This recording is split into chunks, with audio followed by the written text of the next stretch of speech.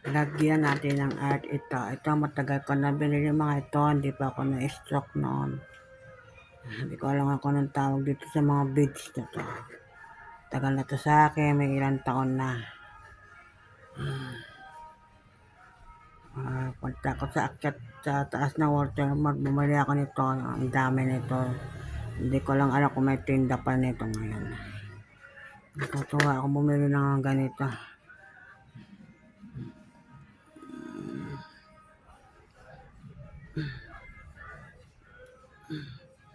O diba? Ang ganda-ganda.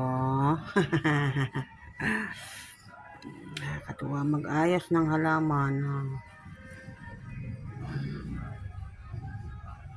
Kasama na natin to extra ganda.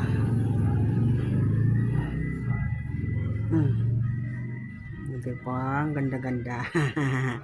Nakakatuwa. Maglibang-libang para kayo ay masaya. Diba? Ilan yan binili kong yan. Hanggang ngayon nasa akin pa. Nakatago sila.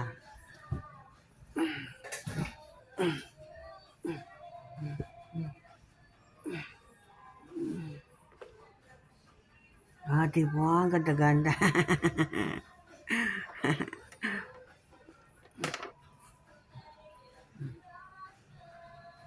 Ganda. Nakakatuwa. Pampasigla ng buhay pag halaman, arte-arte. Ang nanay mong maarte. Saya. Paka-like naman to kung nagustuhan yung video ko. Hindi ko alam kung may nanonood po sa akin. Natutuwa lang ako. Diba? Ang ganda. Diba? Diba? Ang ganda. Cute.